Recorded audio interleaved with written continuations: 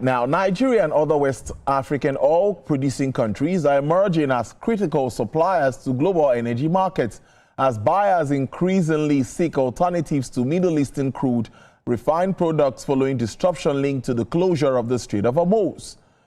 An oil and gas expert who spoke says that the crisis is reshaping crude trade flows across the Atlantic basin and positioning West Africa, particularly Nigeria, as a strategic hub for both crude oil and refined petroleum products as geopolitical tensions continue to disrupt traditional supply routes. Experts say the closure of Strait of Hormuz to crude and refined products tanker traffic has intensified the search for replacement supplies, creating new opportunities for producers outside the Middle East. They noted that West Africa's geographical location places the region in a favorable position to serve customers across multiple markets. Market watchers added that rising refining activities within West Africa, especially in Nigeria, is further strengthening the region's role in global fuel supply chains. Let's bring in Dr. Chinan Dikwal, who's the Vice Chair of the African Energy Council. Thank you so much for your time. It's good to see you today. Pleasure to be here. Thanks for having me. I think I should allow you first take us through this back and forth that we continue to see. Attacks today, attacks tomorrow. Price of crude declining today, tomorrow again is back on the high side. This is really affecting oil producing nations like Nigeria. Talk to us about what you're learning around this. Yeah, so I think there are a few things that I'll challenge everybody, every oil analyst, every listener to your program to pay attention to. Attacks here, attacks there. Today we see, attacks, yesterday in Kuwait and several places. But honestly, that is quickly becoming noise. What I mean by that is we're seeing a lot of the skirmishes and they're not really moving the market so much. They're not really moving the market so much because structurally, the market has changed in a way that many people do not expect, and I would explain. If I take you to the end of 2025, a lot of analysts, including myself, were all forecasting a global supply glut in 2026, meaning there'll be an oversupplied market. What's the reason for it?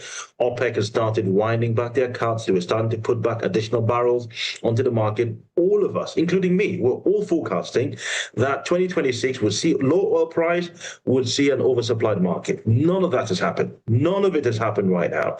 We're in a situation right now with this war where we're seeing the complete opposite. Price of crude oil has gone up. Down. Instead of the supply glut, excess supply that we're forecasting, right now we're in very acute supply. And so there are a few things I want to draw attention to, Tolu. Much of the analysis that people were giving was to that whole point of spare capacity. Who has a spare capacity? Market supply. Who can supply the market? All of that's right now irrelevant. We're learning, and I am learning, and many people are learning actually, that the important parameter there is not really spare capacity, is deliverability. Deliverable capacity. Can you deliver to the market when there is tension and stress in the market? And that is to the point where you made there around Nigeria. Nigeria is starting to look very attractive. Angola is starting to look very attractive because all of a sudden this new metric I'm talking about, it's not really about spare capacity. Nigeria has no spare capacity. Angola has no spare capacity. Much of the spare capacity was in the Persian Gulf. All of that's relevant right now. It's irrelevant. But in the past, much of the market analysis was around that.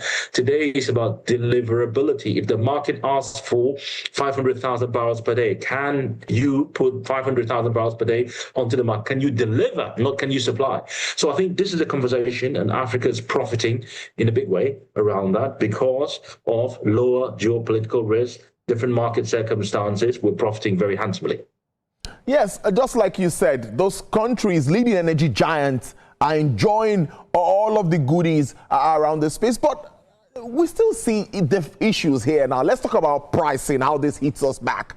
Look at gas for in Nigeria. To get a 1 kg of gas now, I think in some cases above 2,000 naira. Now, this will continue to impact pricing as we move on. So I'm thinking, again, that are there quick wins? Government cannot just sit back and continue to allow the impact of the Middle Eastern forces hit so much on Nigerians and hit into their pockets.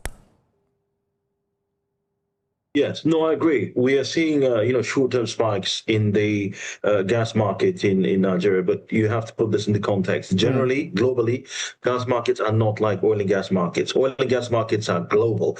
Gas markets are generally regional. They are generally regional markets. So what's happening in Nigeria, yes, there is a bit of an impact of what's happening in the Middle East for sure. But we have to understand that, again, a huge part of the problem in Nigeria is underinvestment in infrastructure. How do you get the gas, to the points that you need it? Yes, we're talking AKK pipeline, we're talking Lokoja today as a hub, but how about other places that require the gas? How do you get them there, how do you get it effectively to them? So it's a bit of a mixed cocktail. I completely agree that this is having an impact on the gas market, but honestly, there are other factors within the Nigerian situation, a fragmented market, a deficit of supply infrastructure that also play a very, very strong part in there. So there's no question that as we go forward, fingers crossed that this whole thing gets unwinded. We can't see the end of it at the moment, but certainly there's optimism that, this could start to unwind in the next couple of months. If it does, then we expect to see that some of those gains will come into not just the oil market, but into gas as well. Because but, that really to say this very clearly as well, we talk about gas in Nigeria, and you're right to mention that, but the real pain points of gas is what you're seeing in Europe. That's where the real pain points are. We've seen many companies, LNG players, declare force majeure because they're unable to service those contracts. And ultimately, gas prices in Europe, 100% up. Gas prices in the US, again, very significantly up. And they're having a huge impact on the politics in the US right now. You see what the Republicans are doing because prices are going up. They're starting to, turn the muscle on the president. So all of these things are happening. But I think in Nigeria, again, yes, we're seeing that. But the point I make is caution. It's not just the geopolitical situation that's affecting our gas situation in Nigeria. There are other factors as well. Indeed, there are other factors. What happens to European countries now? Some of them are not so much, large in production. How do they cope in times like this? Because it seems like the price of PMS, gasoline across the globe,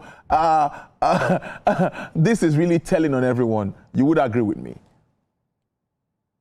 Without a doubt. So, Tolu, one thing to bear in mind that we don't talk about so much is strategic petroleum reserves, inventories. I'll just give you context.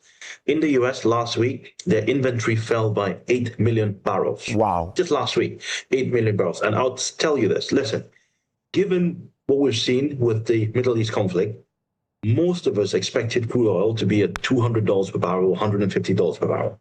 And that's the forecast, given the amount of damage and the disruption. Generally, most of us expected it to be there. The reason why the price of crude never went to those high levels is because of the strategic petroleum reserves that many countries sat on.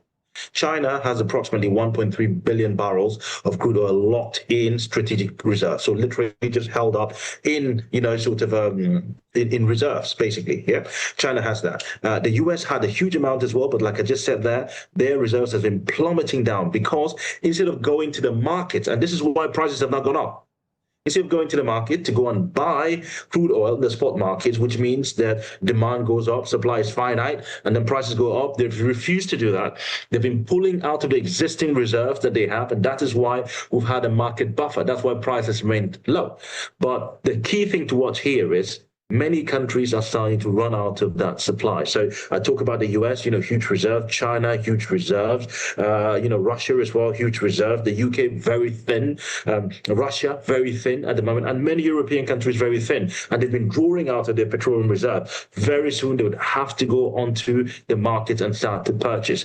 And that is where I think we will start to see huge issues in terms of pricing, where the price of oil will go up. So if this conflict continues to go on and is not resolved over the next couple of months, I think many analysts would agree that the price of oil would go up very significantly because people would have to leave their petroleum reserve and start to go to spot markets to buy crude oil. Because this is really worrisome, and many don't even understand in some cases why this is happening. Some just think that, there's increase in price of fuel, and they think it's an in-country thing. They don't know what is happening crude is a global commodity, and we are not isolated from this. So let me let you go, but what will be your outlook for the entire market as we move? Already we are in the half two of 2026, and of course, I like to stay with Nigeria. We are moving towards an election year, and a lot is happening with policy issues, people thinking that it will shift so much to politicking. What is your outlook for the market, Nigeria's output, and all of that? Yeah, I think it's so when we look at the last OPEC report that was just released, I think, if I remember from memory, 1.48 million barrels per day was Nigeria's crude oil production. We just came slightly short of 1.5, which is our OPEC quota. So again, many people will say that very excitedly, that we're just short of it, and I agree. But I think the overall picture here is that for the last 13 months, we have been unable to hit the OPEC quota. So that's the way I look at it. First of all, we have a quota at 1.5. We keep coming very close to it, and then we fail when it comes. So we've been unable to breach that quota. But having said that, it's still a very reliable and respectable number. I do think that going into Q3, honestly, I don't have huge optimism that we'll broach 1.5, but I do think we'll keep producing about those levels, just given the numbers that I can see and the changes that are happening within NUPRC and the targets that have been set. I think we should be around those numbers, 1.4, between 1.4 and 1.5. And I think that's exciting. Now, if you put condensate above that, then I think it gives us, very huge buffer as well.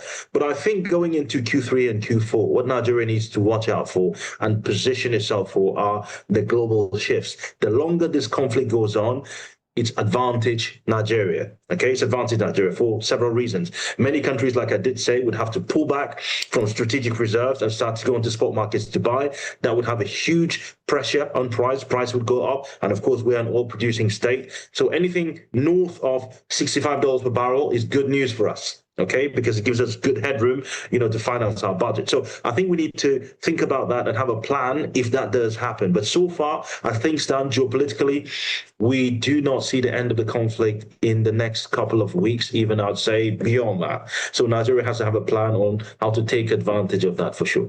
Brilliant conversation as always. Dr. Chinan Dikwal is the Vice Chair, Africa Energy Council. Well, he didn't join me from Doha today. He's in China. Thank you so much. We appreciate this time factor and all of that, and you're able to still join us. We don't take this for granted. Do enjoy the rest of your day.